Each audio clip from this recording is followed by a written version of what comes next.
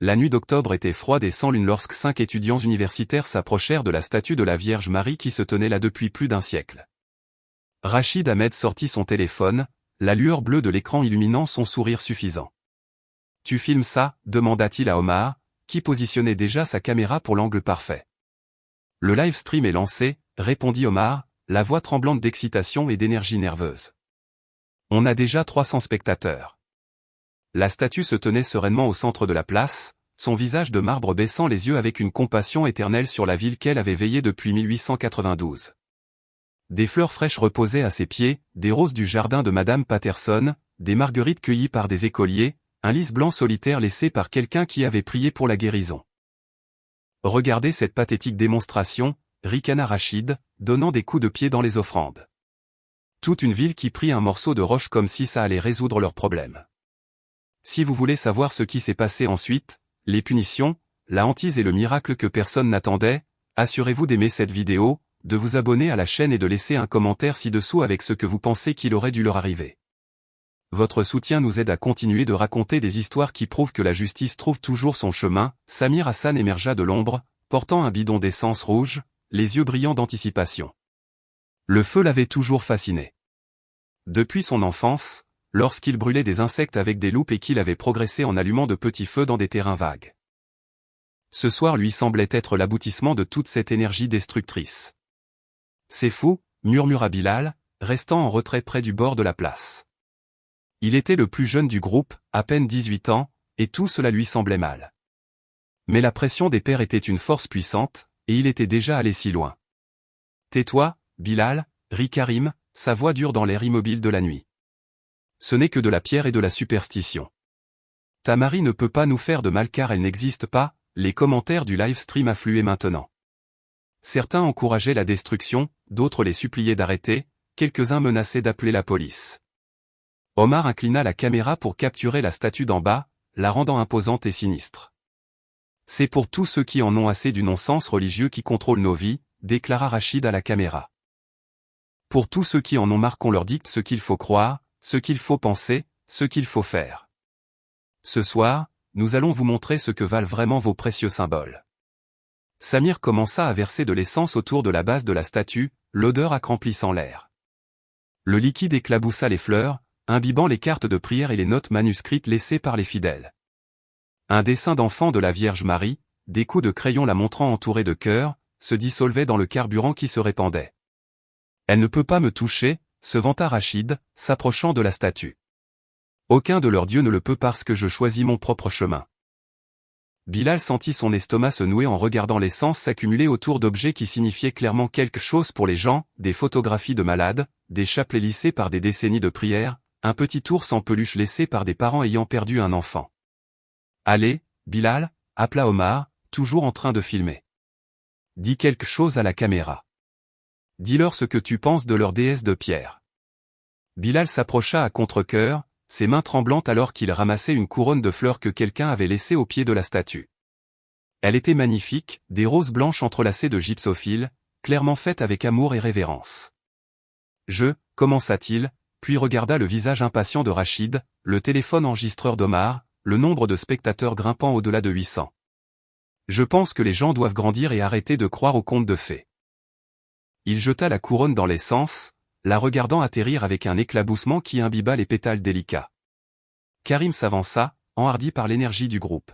« Votre mari n'est rien d'autre que de la pierre », cria-t-il à la statue, sa voix résonnant sur les bâtiments environnants. « De la pierre, des mensonges et de faux espoirs pour les esprits faibles. » Un instant, sous la lumière crue du téléphone, les yeux de marbre de la statue semblèrent scintiller d'humidité. Mais ce n'était que des ombres et de l'imagination, n'est-ce pas? Samir sortit son briquet, un truc en plastique bon marché qu'il avait acheté dans une station-service. La flamme dansa dans l'obscurité, petite et innocente, malgré ce qu'elle était sur le point de déchaîner. « Attendez », dit soudain Bilal. « Et si quelqu'un voit le feu? Et si? Et si rien ?» claqua Rachid. « Fais-le, Samir. Allume ça. » La flamme toucha l'essence. Le feu éclata avec un rugissement qui les fit tous reculer en trébuchant. Des flammes orangées grimpèrent le long de la base de la statue, consumant les offrandes en quelques secondes. La couronne de fleurs que Bilal avait jetée éclata en une lumière brillante avant de tomber en cendres. Les cartes de prière s'enroulèrent et noircirent. Les photographies d'êtres chers disparurent en quelques secondes. Ils rirent, tous, même Bilal, à mesure que les flammes montaient. Le rire faisait du bien, se sentait libérateur, se sentait puissant. Omar continuait de filmer, la caméra tremblant de sa joie alors qu'il capturait leurs visages illuminés par le feu qu'ils avaient créé. Mais à mesure que les flammes montaient, léchant les robes de marbre de la statue, quelque chose d'impossible se produisit. Par-dessus le crépitement du feu et leurs propres rires hystériques, ils entendirent un autre son, doux d'abord, puis de plus en plus clair, des pleurs. Pas des pleurs humains, mais quelque chose de plus profond encore. Le son d'une douleur qui avait été témoin des cruautés de l'humanité pendant des millénaires, le chagrin d'une mère regardant ses enfants se détruire. Il semblait venir de partout et de nulle part, des flammes, de la statue, des pierres même de la place. « Vous entendez ça » murmura Bilal, son rire mourant dans sa gorge. « Entendre quoi » demanda Rachid, mais sa voix était moins assurée maintenant. « Juste le feu » dit Samir, mais il recula des flammes. « Juste des trucs qui brûlent. » Les pleurs devinrent plus forts, plus lugubres, et pendant un instant terrifiant, les lèvres de marbre de la statue semblèrent bouger, ne parlant pas, juste tremblant d'une tristesse infinie alors que les flammes noircissaient ses robes et fissuraient son visage. « On devrait y aller, » dit Bilal, la panique s'insinuant dans sa voix.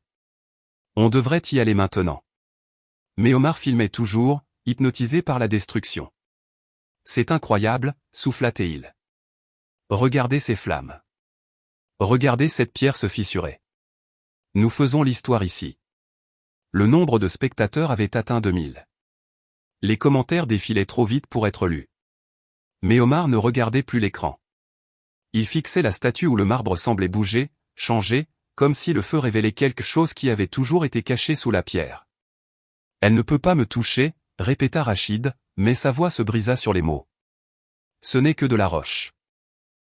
Juste de la roche morte. » Un morceau du visage de la statue tomba, révélant non pas la pierre intérieure qu'ils attendaient, mais quelque chose qui paraissait presque organique, comme si le marbre avait enveloppé quelque chose de vivant, quelque chose qui était maintenant exposé par les flammes.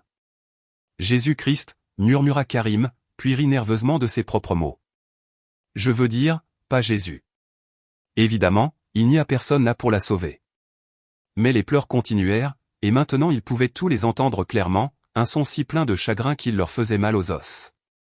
Le feu commença à s'éteindre à mesure qu'il consumait la dernière goutte d'essence. Mais le son persista, résonnant sur les bâtiments et semblant les suivre alors qu'ils finissaient par, enfin, tourner et courir. Derrière eux, la statue brûla toute la nuit, et les pleurs ne s'arrêtèrent jamais. Omar n'éteignit le live stream que lorsqu'ils furent à 6 pâtés de maison, les mains tremblantes alors qu'il mettait fin à la diffusion qui avait été vue par plus de 5000 personnes.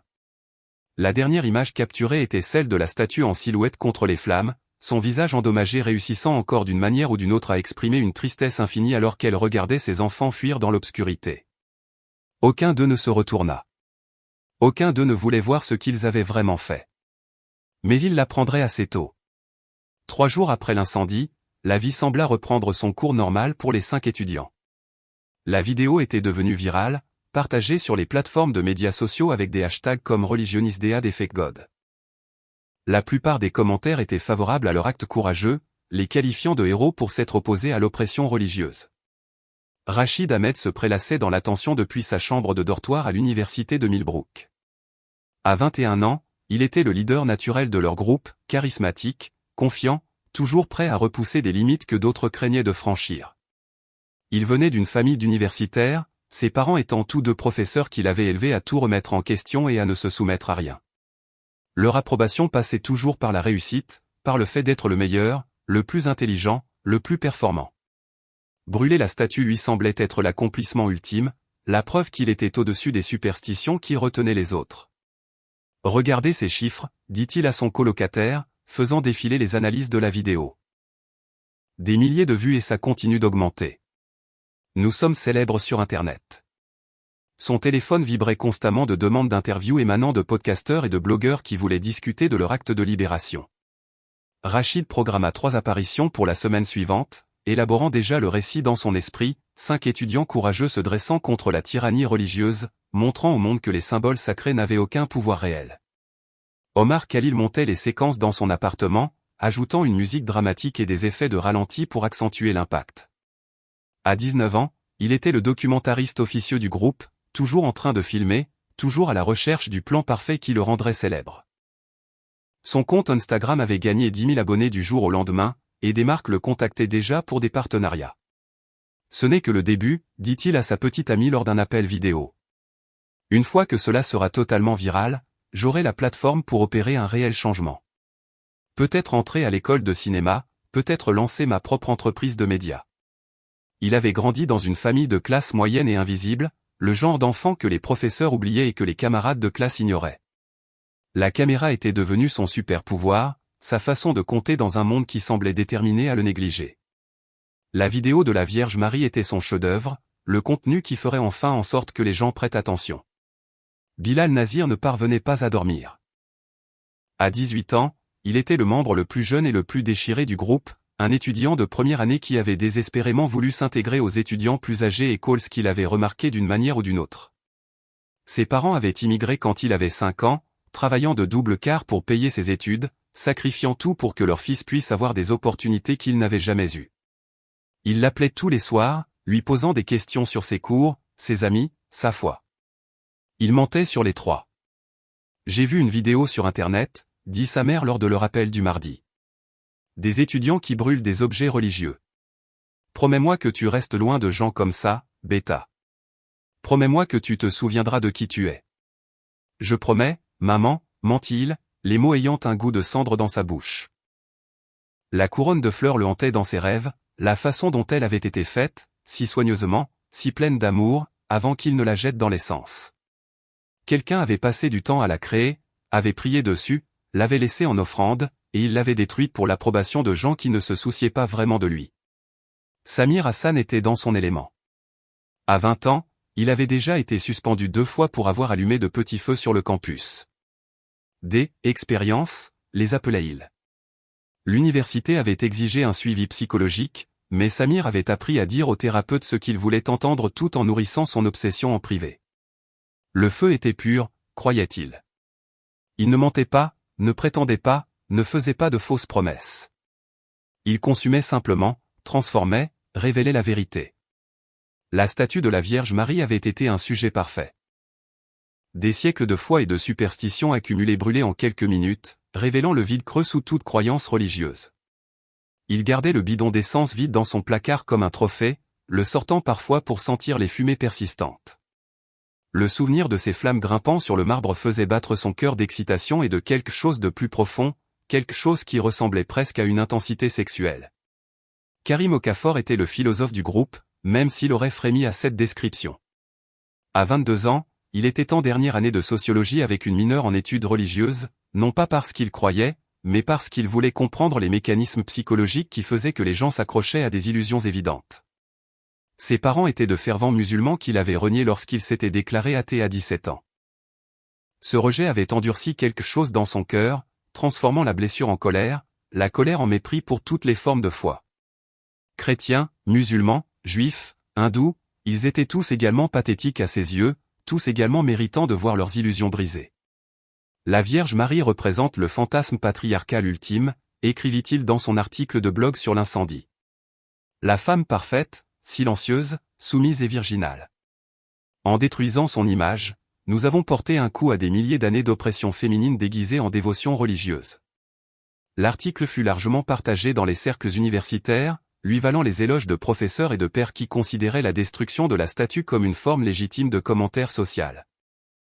Karim savourait chaque like, chaque commentaire, chaque retweet qui validait sa vision du monde.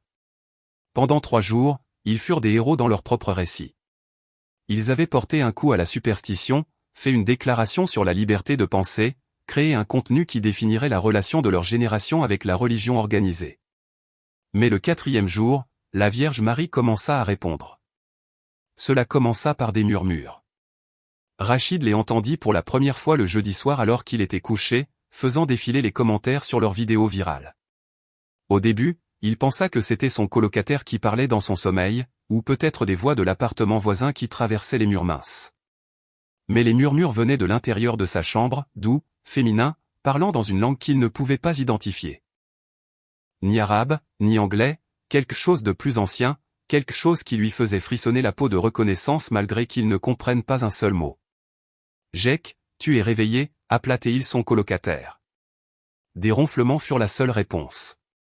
Les murmures continuèrent, semblant venir de son téléphone, de son ordinateur portable, des murs eux-mêmes. Et sous les mots incompréhensibles, il entendait autre chose, des pleurs. Les mêmes pleurs impossibles qu'ils avaient entendus sur la place, le suivant jusque dans le sanctuaire de sa chambre de dortoir. Il mit des écouteurs et augmenta la musique, mais les murmures traversèrent Eminem et Drake comme s'ils jouaient au même volume que sa playlist. Quand il finit par s'endormir près de l'aube, ses rêves étaient peuplés d'yeux de marbre qui pleuraient de vraies larmes. Le téléphone d'Omar commença à dysfonctionner la même nuit. Il se réveilla pour le trouver brûlant dans sa main, l'écran affichant des images qu'il n'avait jamais prises. Des gros plans du visage de la Vierge Marie sous des angles qui auraient dû être impossibles. Sur les photos, ses traits de marbre semblaient vivants, animés par un chagrin qui semblait traverser l'écran. Il essaya de supprimer les images, mais elles se multiplièrent plus vite qu'il ne pouvait les retirer. Son album photo se remplit de centaines de photos de la statue d'avant l'incendie, mais pas telle qu'elle avait réellement été. Sur ces images, elle pleurait, ses larmes de pierre laissant des taches sombres sur ses joues de marbre. « Qu'est-ce que c'est que ça » marmonna-t-il, essayant de forcer le redémarrage du téléphone. Mais même éteint, l'écran continuait de briller faiblement, affichant ces photographies impossibles dans un diaporama infini de tristesse. Quand il réussit enfin à faire fonctionner le téléphone normalement le lendemain matin, ses abonnés lui posaient des questions sur les photos artistiques qu'il aurait prétendument postées à 3 heures du matin. Mais Omar n'avait aucun souvenir d'avoir posté quoi que ce soit. Et quand il vérifia son Instagram, les images n'y étaient pas, du moins pas pour lui. L'appartement de Bilal commença à sentir le brûlé. Pas l'odeur propre d'une cheminée ou même de cigarette, mais quelque chose d'âcre et de mauvais. Comme des fleurs qui brûlent, comme une beauté détruite, comme le moment exact où l'espoir se transforme en cendre. Il vérifia chaque pièce, chaque prise électrique, chaque source possible. Les détecteurs de fumée du bâtiment restèrent silencieux, et ses voisins ne remarquèrent rien d'inhabituel. Mais pour Bilal, l'odeur était accablante, le suivant de pièce en pièce, s'accrochant à ses vêtements et à ses cheveux. Quand il se doucha, la salle de bain se remplit de vapeurs qui puaient l'essence et les roses brûlées. Quand il essaya de manger, la nourriture avait un goût de cendre et de regret. Sa mère appela cette nuit-là, l'inquiétude lourde dans sa voix. « Beta, ça va ? Tu as l'air différent. »« Je vais bien, maman. Juste fatigué par les études. »« Tu te souviens de prier. Même si tu es occupé, tu te souviens de parler à Allah. » L'odeur de fumée devint plus forte tandis qu'elle parlait, et Bilal dut couvrir le microphone du téléphone pour étouffer sa toux. « Oui, maman, je me souviens. » Mais il n'avait pas prié depuis le lycée, et l'idée de tenter de le faire maintenant, avec la fumée fantôme lui brûlant les poumons, lui semblait un blasphème du plus haut degré. La fascination de Samir pour le feu se transforma en son exact opposé, une terreur paralysante qui le rendait incapable de fonctionner dans un monde plein de flammes. Les feux fantômes qu'il avait vus depuis l'incendie devinrent plus fréquents et réalistes jusqu'à ce qu'il ne puisse plus distinguer les flammes réelles des hallucinations. Les bougies, les briquets, même la veilleuse de sa cuisinière devinrent des sources de panique qui le faisaient fuir les pièces. Mais la vraie punition était plus profonde qu'une simple phobie. Samir se retrouva complètement incapable de créer de la chaleur dans sa vie, littéralement et métaphoriquement. Il ne pouvait pas allumer de bougies pour l'ambiance, ne pouvait pas construire de feu de camp avec des amis, ne pouvait même pas utiliser une cuisinière à gaz pour cuisiner pour lui-même. Son appartement devint froid et sans vie à mesure qu'il retirait chaque source potentielle de flamme. Il ne mangeait que des aliments froids, vivait sans bougie ni éclairage d'ambiance, évitait les restaurants avec des cuisines ouvertes. Sa vie sociale disparut à mesure que ses amis se lassaient de s'adapter à ces restrictions de plus en plus bizarres. L'obsession qu'il avait autrefois fait se sentir puissant, sa fascination pour les propriétés transformatrices du feu, le rendait maintenant faible et impuissant. Lui qui avait versé de l'essence avec une anticipation joyeuse se cachait maintenant à la vue des bougies d'anniversaire. Dans ses rêves, il se retrouvait sur la place de la ville, mais cette fois, c'était lui qui brûlait tandis que la statue le regardait avec une compassion douloureuse. Il se réveillait en criant, couvert de sueur, incapable d'échapper à la terreur des flammes qui n'existaient que dans son esprit, mais qu'il ressentait comme tout à fait réel. Karim entendait la pierre se fissurer. Cela commença comme un son subtil, juste un petit claquement ou une petite cassure qui aurait pu être le vieux bâtiment qui se tassait ou les tuyaux qui se dilataient. Mais la fréquence augmenta jusqu'à ce qu'ils l'entendent constamment, crac, crac, crac, comme du marbre cédant lentement sous une pression invisible. Le son le suivait partout. Pendant les cours, alors que les professeurs discutaient de théories sociologiques, crac faisait le son de la pierre qui se fracturait. À la cafétéria, alors qu'il essayait de déjeuner, crac, crac, crac jusqu'à ce que ses tempes lui fassent mal au rythme. La nuit, alors qu'il tentait d'étudier, le son devint si fort qu'il ne pouvait plus se concentrer sur ses manuels. Ses colocataires affirmaient n'entendre rien, même lorsque Karim pointait directement la source du son, qui semblait être partout et nulle part, comme si l'air même autour de lui était fait de pierres qui se brisaient lentement, inexorablement. À la fin de la semaine, il avait développé un tic nerveux, sursautant chaque fois qu'il entendait le son. Ses mains tremblaient constamment, et il avait commencé à avoir des crises de panique lorsque le craquement devenait particulièrement intense.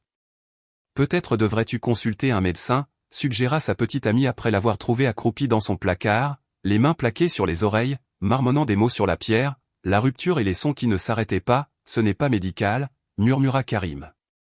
C'est autre chose, quelque chose que nous avons fait. Le dimanche soir, exactement une semaine après l'incendie, les 5 se réunirent dans la chambre de Rachid pour comparer leurs expériences. Ils semblaient hagards, privés de sommeil, nerveux. Les jeunes hommes confiants qui avaient ri devant une statue en feu étaient partis, remplacés par des ombres nerveuses d'eux-mêmes. C'est psychologique, insista Rachid, bien que sa voix manquât de sa conviction habituelle. Hystérie de groupe, culpabilité partagée se manifestant en hallucination. Alors expliquez ça, dit Omar, leur montrant son téléphone.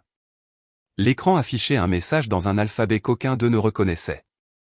Des caractères qui semblaient se déplacer et bouger lorsqu'ils étaient vus directement, réparez ce que vous avez brisé.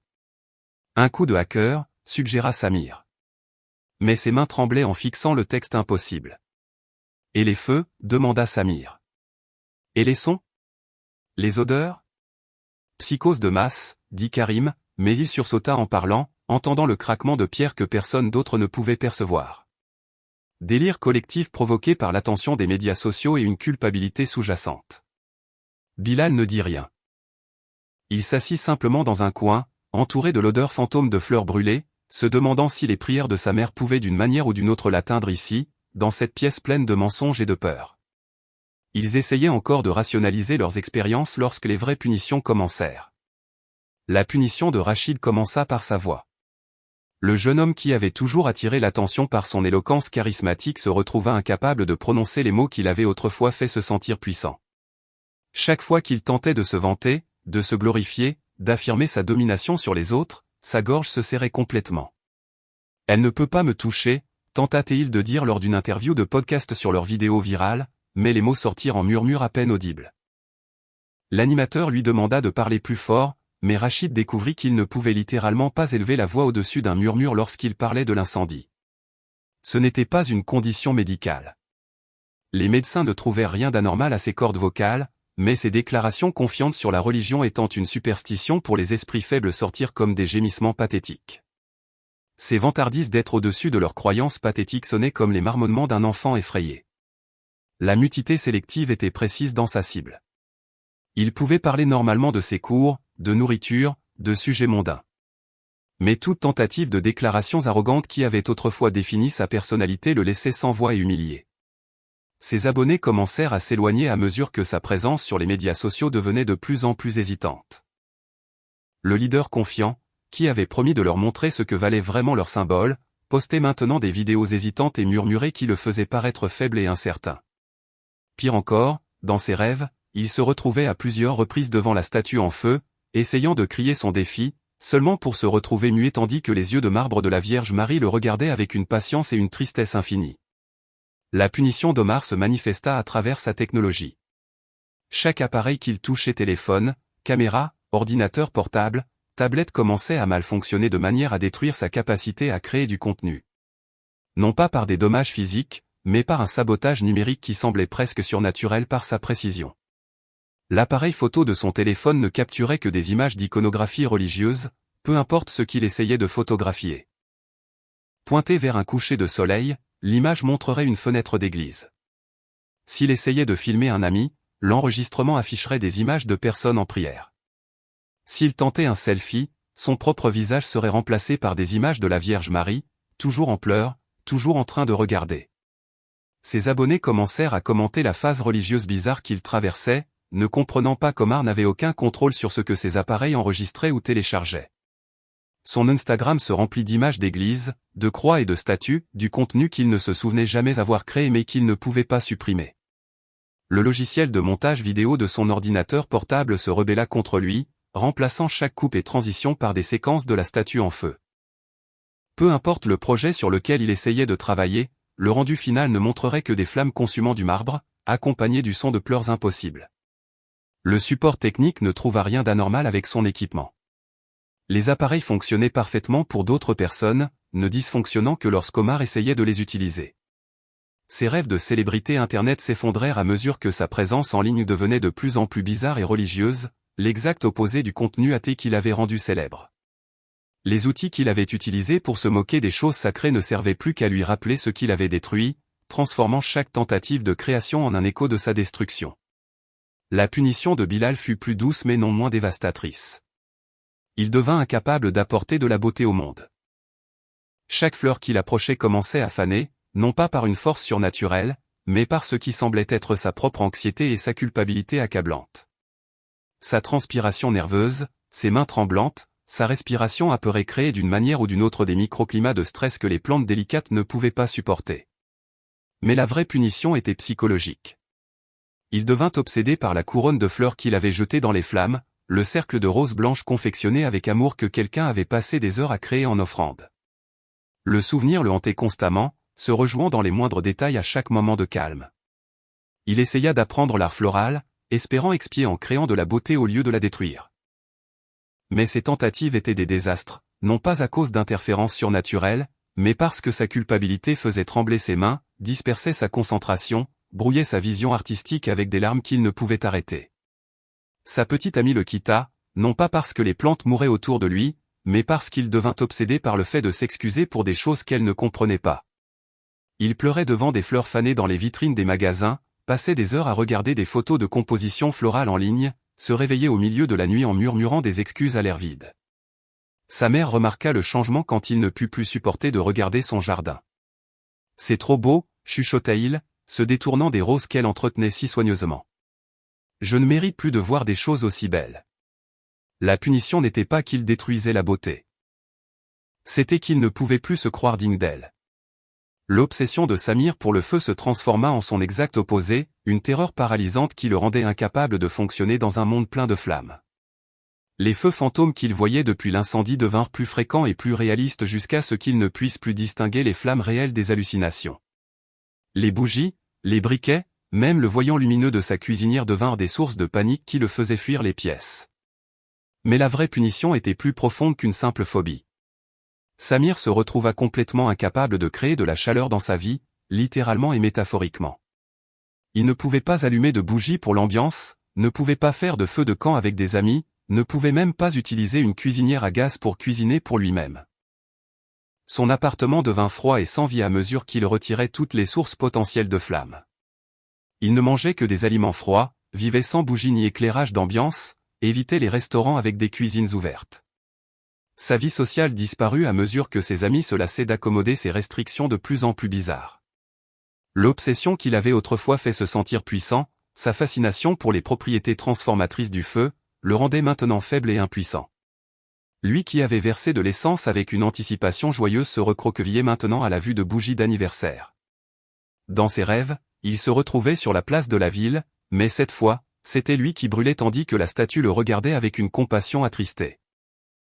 Il se réveillait en hurlant, couvert de sueur, incapable d'échapper à la terreur des flammes qui n'existaient que dans son esprit, mais qu'il ressentait comme parfaitement réelle.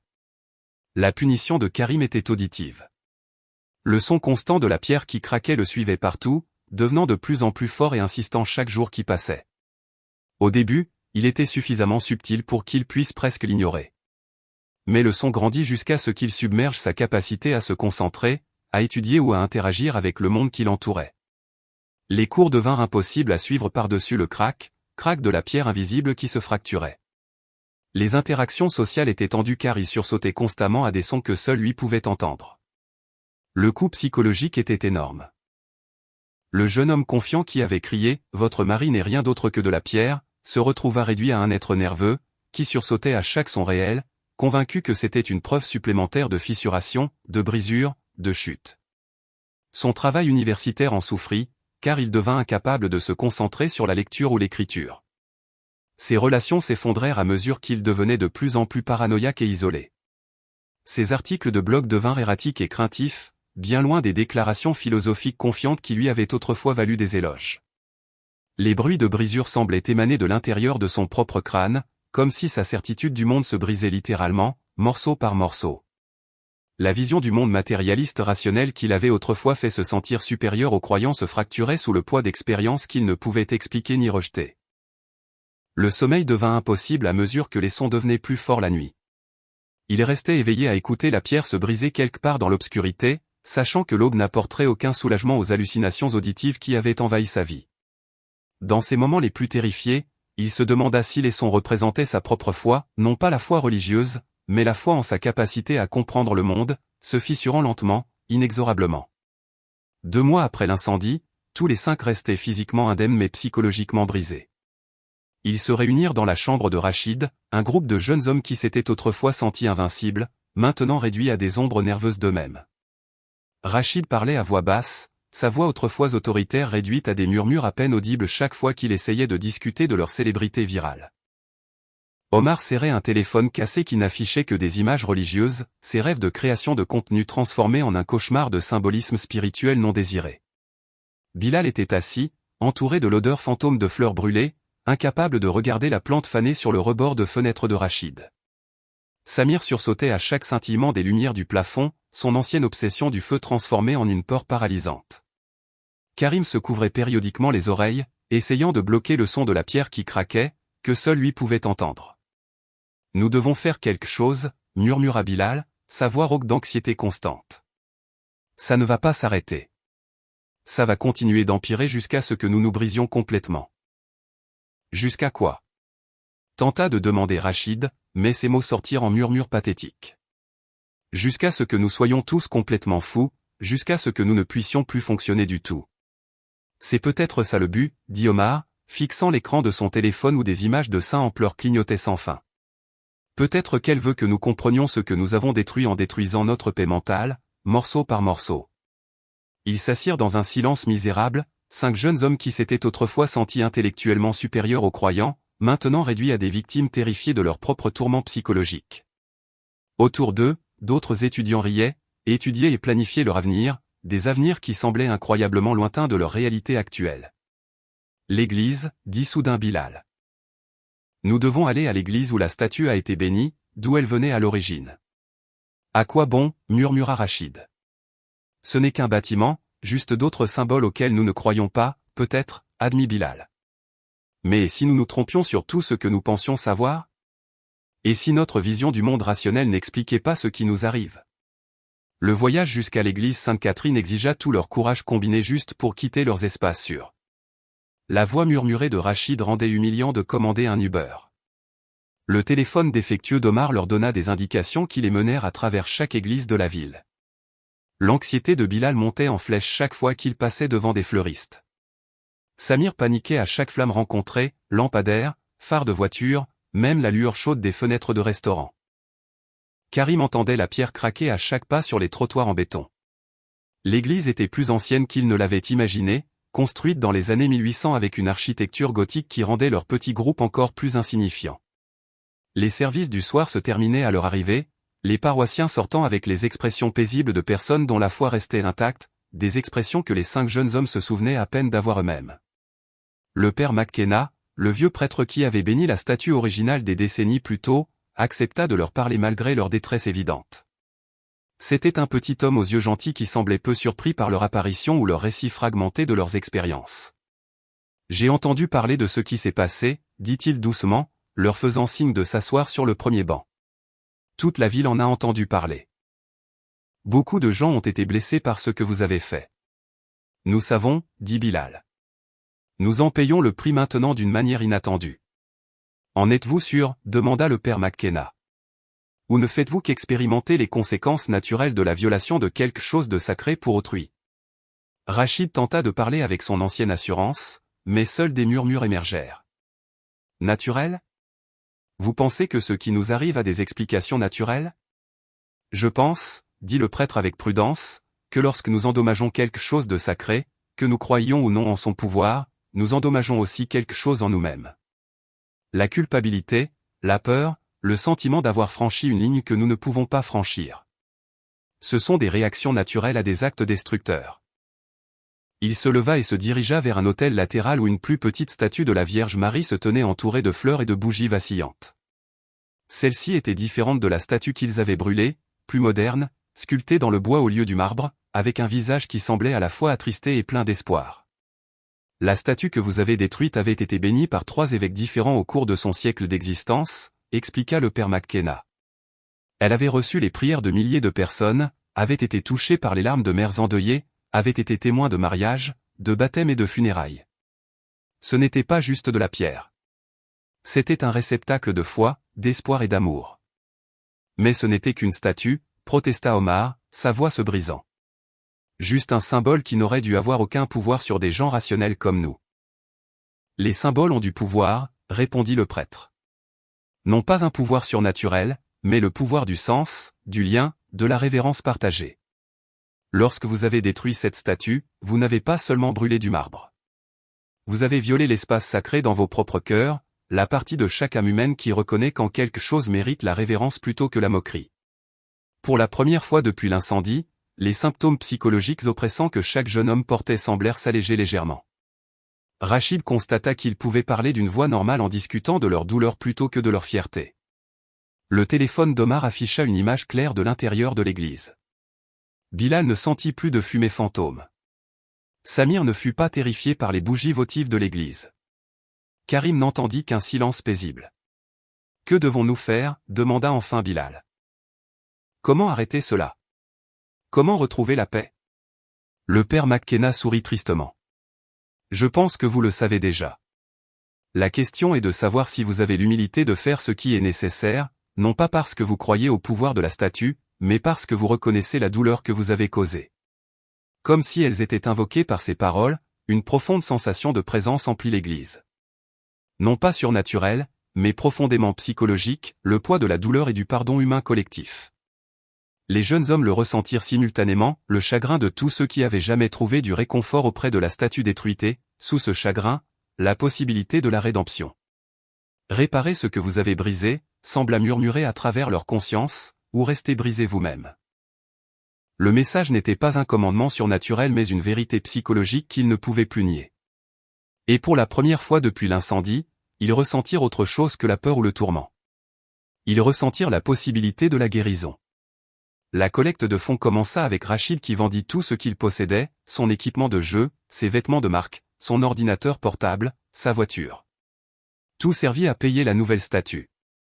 Ses parents, d'abord déconcertés par le changement soudain de leur fils, d'athée arrogant à humble pénitent, comprirent peu à peu que quelque chose de profond avait changé dans sa vision du monde. « Tu vas vraiment faire ça ?» demanda sa mère, le regardant transférer de l'argent de son compte d'épargne vers le fonds de restauration de l'église. « Tu vas reconstruire ce que tu as détruit. »« Je dois le faire, » dit Rachid, sa voix enfin forte et claire lorsqu'il parlait de rédemption plutôt que de rébellion. « Nous devons tous le faire. C'est le seul moyen de retrouver la paix. » Omar liquida sa présence sur les réseaux sociaux, vendant ses comptes, son équipement, tout ce qui avait autrefois défini son identité de créateur de contenu. Les appareils qu'il avait torturés avec des images religieuses indésirables recommencèrent soudain à fonctionner normalement lorsqu'il les utilisait à des fins constructives au lieu de destructrices. « Je documente le processus de reconstruction », expliqua-t-il à ses abonnés confus. « Pas pour la gloire cette fois, juste parce que cela doit être enregistré, parce que les gens doivent voir que la destruction n'a pas besoin d'être permanente. » Bilal se jeta corps et âme dans l'apprentissage de l'horticulture et de l'art floral, consacrant chaque moment libre à étudier l'art de créer la beauté au lieu de la détruire. Ses crises de panique autour des fleurs s'atténuèrent progressivement à mesure qu'il se concentrait sur le don plutôt que sur la prise. Sa mère pleura lorsqu'elle reçut les dessins botaniques qu'il lui envoya, des croquis détaillés de la couronne de fleurs qu'il se souvenait avoir détruite, recréée de mémoire, de culpabilité et d'un espoir désespéré de pardon. « Tu te souviens de revoir la beauté, Beta » murmura-t-elle lors de leur appel téléphonique. « Je l'entends dans ta voix. » Samir vainquit sa terreur du feu en la canalisant vers quelque chose de constructif. Il devint obsédé par les aspects techniques de la métallurgie et de la taille de pierre, des compétences nécessaires à la restauration de la statue. Chaque fois qu'il affrontait sa peur de la flamme, utilisant des chalumeaux pour la soudure, opérant des fours pour le travail du métal, il pensait à la douleur patiente de la Vierge Marie au lieu de sa propre panique. « Le feu crée autant qu'il détruit », dit-il à son thérapeute lors d'une séance décisive. Je devais juste me souvenir que je pouvais choisir lequel. Le son constant de la pierre qui craquait chez Karim commença à se transformer en autre chose, non pas une rupture, mais une construction. Il entendit les sons de la construction, de la restauration, de la guérison. Son blog, qui avait autrefois tourné la foi en dérision, devint une exploration réfléchie de la manière dont des personnes rationnelles pouvaient trouver un sens dans des actes de révérence. Je me suis trompé sur la faiblesse et la force, écrivit-il dans son dernier article sur l'expérience. Il faut plus de courage pour construire quelque chose de beau que pour le démolir. Plus de force pour servir quelque chose de plus grand que soi que pour se moquer de ce que les autres trouvent sacré. La réaction de la communauté les surprit tous. Au lieu du rejet et de la colère, ils trouvèrent une acceptation prudente et même un soutien. Les personnes qui avaient été blessées par la destruction de la statue furent touchées par la transformation évidente et le remords sincère des jeunes hommes. Madame Patterson, dont les roses avaient été plantées autour de la statue originale, proposa de concevoir le jardin pour la nouvelle. Le pardon ne consiste pas à oublier, leur dit-elle. Il s'agit de choisir d'aider quelqu'un à devenir meilleur qu'il ne l'était.